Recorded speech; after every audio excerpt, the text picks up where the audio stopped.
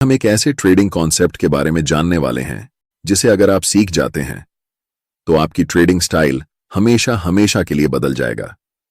Technical analysis के जन्मदाता Charles डॉ ने ईयर 1900 में एक थ्योरी दिया था, डॉ थियरी, जिससे लोग एक्चुअली मार्केट को प्रिडिक्ट कर सकते थे कि आगे क्या होने वाला है। भले ही आज के यूट्यूब ट्रेडिंग चैनल इस बारे में बात ना करती हो, लेकिन आज भी यह स्ट्रेटजी उतनी ही कामयाब है जीतने की 100 साल पहले थी। और यह स्ट्रेटजी इसी थ्योरी से ड्राइव हुआ है, जिसे मल्टी टाइम फ्रेम एनालिसिस कहा जाता है। इस वीडियो में मैं आपको समझाऊंगा कि कैसे आप हायर टाइम फ्रेम से लेकर लोअर टाइम फ्रेम तक चार्ट्स का एनालिसिस कर सकते हैं और अपने ट्रेडिंग डिसीजन को बेहतर बना सकते हैं। तो सबसे पहले समझते हैं कि मल्टी टाइम फ्रेम एनालिसिस होता क्या है। यह एनालिसिस का एक तरीका है जिसमें आप पहले हायर टाइम फ्रेम का एनालिसिस करते हैं और फिर धीरे धीरे लोअर टाइम फ्रेम तक आते हैं। इस प्रोसेस में आपको 3 महत्वपूर्ण टाइम फ्रेम की जरूरत होती है।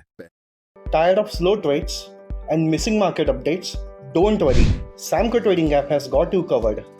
With one-click order placement करते हैं और फिर धीरे। तो सबसे पहले समझते हैं कि मल्टी टाइम फ्रेम एनालिसिस होता क्या है। यह एनालिसिस का एक तरीका है जिसमें आप पहले हायर टाइम फ्रेम का एनालिसिस करते हैं और फिर धीरे धीरे लोअर टाइम फ्रेम तक आते हैं। इस प्रोसेस में आपको 3 महत्वपूर्ण टाइम फ्रेम की जरूरत होती है। पहला time frame direction time frame होता है, जिसका उपयोग आप मार्केट की दिशा को समझने के लिए करते हैं। यानी आप देखते हैं कि प्राइस ऊपर जा रहा है, नीचे जा रहा है या साइडवेज मूव कर रहा है, जिससे आपको ओवरऑल ट्रेंड का आइडिया मिलता है। दूसरा time frame behaviour time frame होता है, जो प्राइस के बिहेवियर के बारे में डिटेल में बताता है। यानी प्राइस का मोमेंटम कैसा है, मार्केट स्ट्रक्चर ब्रेक हो रहा है या नहीं, वीक रिजेक्शंस या डोजी कैंडलस्टिक्स दिख रहे हैं या नहीं, और मार्केट रिट्रेस कर रहा है या नहीं। तीसरा और आखिरी time frame entry time frame होता है, जिसमें आप एक्चुअल ट्रेड एंटर करते हैं। अगर प्राइस डाउन ट्रेंड में है तो आप सेल के लिए देखेंगे और अगर अपर ट्रेंड में है तो आप बाय करने के लिए देखेंगे। ये बहुत सिंपल है। ये जो टाइम फ्रेम्स आप इस्तेमाल करेंगे वो आपके ट्रेडिंग स्टाइल पर निर्भर करते हैं। मान लीजिए मैं इंट्राडे और स्विंग ट्रेडिंग का मिक्स उपयोग करता हूं, तो मैं 4 घंटे का टाइम फ्रेम डायरेक्शन के लिए, 1 घंटे का टाइम फ्रेम बिहेवियर के लिए और 15 मिनट का टाइम फ्रेम एंट्री के लिए उपयोग करता हूं। लेकिन अगर आप स्काल्पर हैं तो आपके लिए ये टाइम फ्रेम्स अलग होंगे।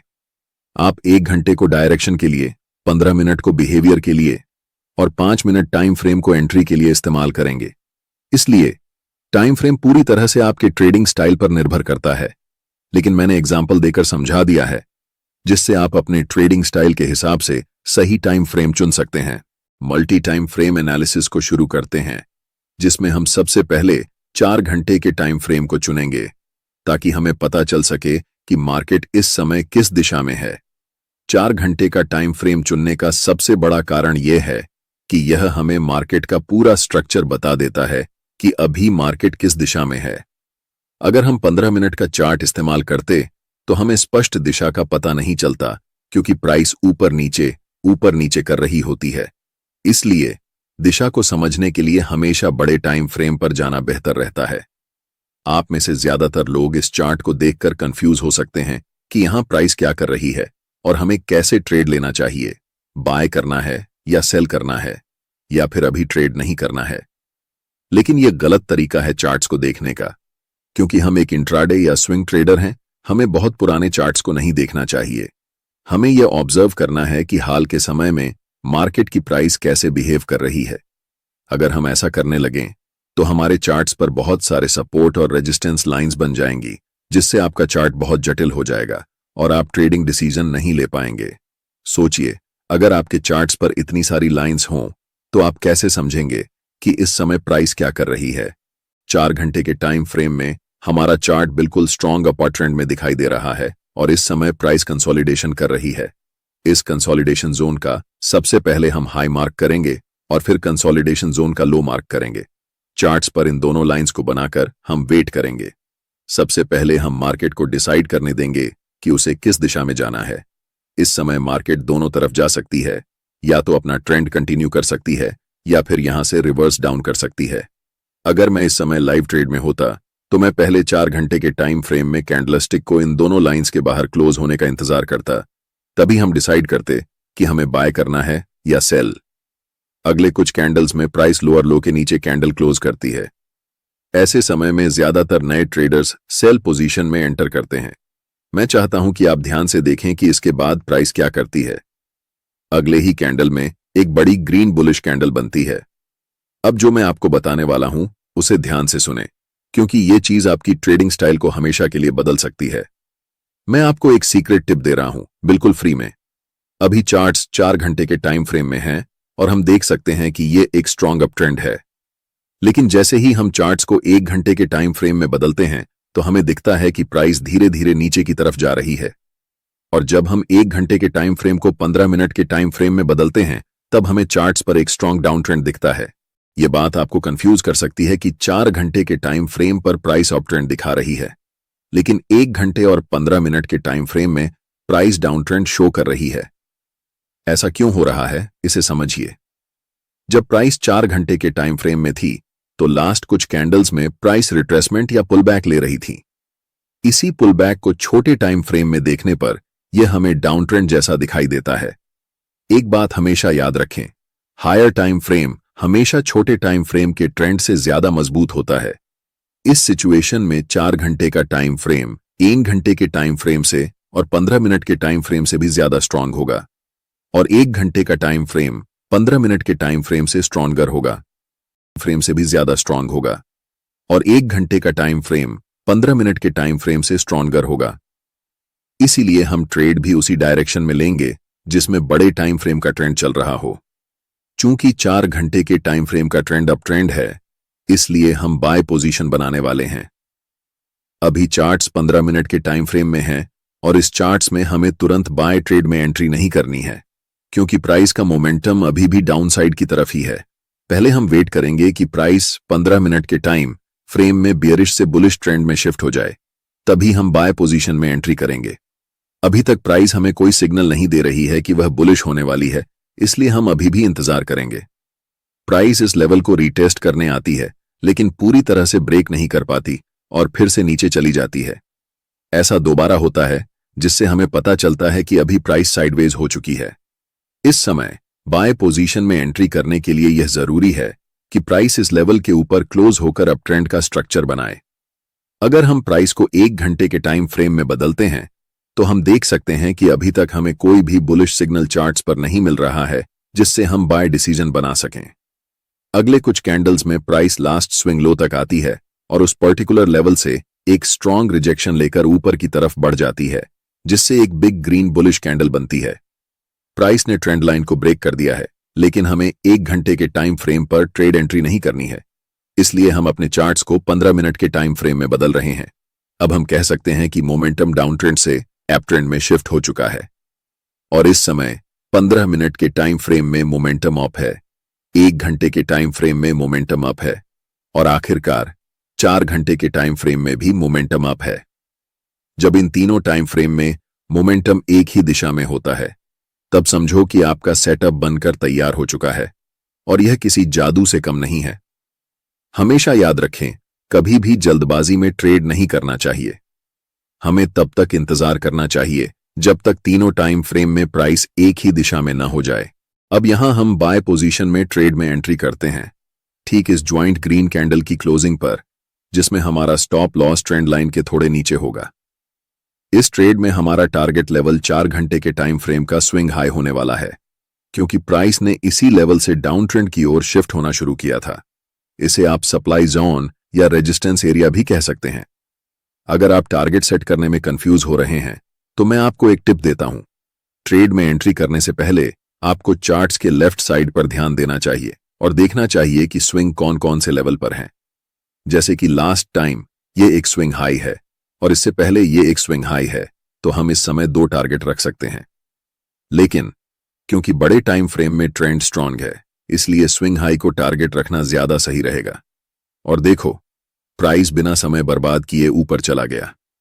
अब मैं आपको एक और तरीका बताता हूं कि कैसे इस ट्रेड में एंट्री करनी है। एक जरूरी बात, अगर आप चार्ट्स पर मल्टीपल इंडिकेटर्स का उपयोग करते हैं या एक साथ 4-5 चार्ट्स देखते हैं, तो आपके पास ट्रेडिंग व्यू का प्रीमियम प्लान होना जरूरी होता है।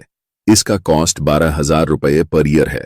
अगर आप ट्रेडिंग व्यू का सब्सक्रिप्शन फ्री में चाहते हैं तो आप अपना डिमैट अकाउंट शाम को ट्रेडिंग ऐप में खोल सकते हैं। अपने ट्रेडिंग को इंप्रूव करने के लिए सैमको में स्विच करें। सैमको आपकी ट्रेडिंग हिस्ट्री का एनालिसिस करके आपको आपकी गलतियों के बारे में बताता है, जिन्हें जानकर आप अपनी ट्रेडिंग को और बेहतर बना सकते हैं। एक ही प्लेटफॉर्म पर सभी एसेट क्लास में ट्रेड कर सकते हैं, जिसमें कमोडिटी डेरिवेटिव्स और करेंसी डेरिवेटिव्स भी शामिल हैं। यहां अकाउंट ओपनिंग फ्री है और पहले साल के लिए अकाउंट मेंटेनेंस भी फ्री है। म्यूचुअल फंड और आईपीओ में कोई कमीशन नहीं है। बाकी सभी एसेट क्लास में ट्रेड करने पर केवल 20 रुपए पर ऑर्डर ब्रोकरेज लिया जाता है और यहां कोई भी हिडन चार्ज नहीं है। 1000 से ज्यादा स्टॉक्स पर 4 गुना लेवरेज मिलता है, जिसे आप लाइफ टाइम तक होल्ड कर सकते हैं। यहाँ पर आपको ट्रेडिंग व्यू का प्रीमियम वर्जन मिलता है, जहां आप मल्टी चार्ट लेआउट और 50 से भी ज्यादा इंडिकेटर्स का इस्तेमाल कर सकते हैं और चार्ट्स पर ही बाइंग और सेलिंग के ऑर्डर प्लेस कर सकते हैं। साथ साथ अपने स्टॉप लॉस और टारगेट को भी मैनेज कर सकते हैं। अगर आप डिस्क्रिप्शन में दिए गए लिंक से सैमको ब्रोकर ज्वाइन करते हैं तो आपको सीबी से रजिस्टर्ड एडवाइजर द्वारा दी गई रियल टाइम ट्रेडिंग एडवाइस बिल्कुल फ्री मिलेगी। टाइम फ्रेम को 15 मिनट से 1 घंटे में शिफ्ट करते हैं। अब प्राइस अपने हाई के आसपास है और अगर आप यहां बाय पोजीशन में ट्रेड एंट्री करते हैं तो आपका स्टॉप लॉस काफी नीचे होना पड़ेगा, जिससे आपका रिस्क रिवॉर्ड रेशियो खराब हो जाएगा। इसलिए हमें तुरंत ट्रेड में एंट्री नहीं करनी है, बल्कि प्राइस को पहले रिट्रेस होने देना चाहिए। इस लेवल तक प्राइस रेड कैंडल बनाते हुए नीचे आती है और इस लेवल को टच करती है, लेकिन आप तुरंत यहां पर एंट्री नहीं ले सकते। अगर आप यहां एंट्री लेते हैं तो आप बस अनुमान लगा रहे हैं कि प्राइस ऊपर जाएगा, लेकिन प्राइस बहुत अनिश्चित होता है।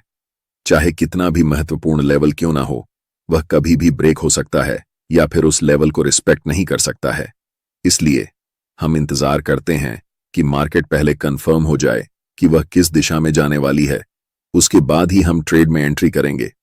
आप अगर अपनी इच्छा के अनुसार ट्रेड करेंगे तो यह एक खतरनाक तरीका हो सकता है। कभी भी मार्केट में सरवाइव नहीं कर सकते हैं, चाहे आपके पास कितना भी कैपिटल क्यों ना हो। अधिकतम 1 सप्ताह लगेगा और आपका कैपिटल डूब जाएगा। इसलिए हमेशा कंफर्मेशन का वेट करना चाहिए।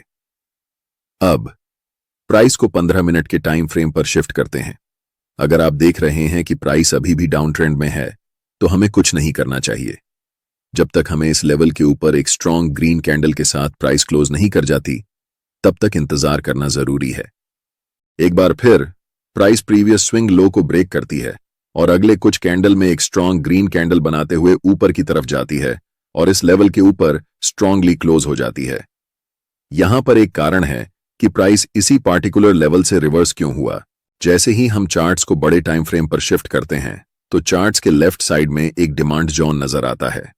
हम यहां सप्लाई और डिमांड जोन कैसे ड्रॉ करते हैं इस पर चर्चा नहीं करेंगे, क्योंकि मैंने इस टॉपिक पर पहले ही एक डिटेल वीडियो बना दिया है। आप चैनल पर जाकर वह वीडियो देख सकते हैं। मैं चाहता हूं कि आप इस स्थिति को ध्यान से देखें और इसे उस वीडियो से लिंक कर पाएं जो मैंने पहले बनाया है। अब हमारे पास 3 कंफर्मेशन है। फर्स्ट, 15 मिनट के टाइम फ्रेम में ट्रेंड अप है। सेकंड, 1 घंटे के टाइम फ्रेम में ट्रेंड अप है। और थर्ड, 4 घंटे के टाइम फ्रेम में भी प्राइस अप है। हम जानते हैं कि यह सेटअप हमारे लिए एक जादू की तरह काम करता है।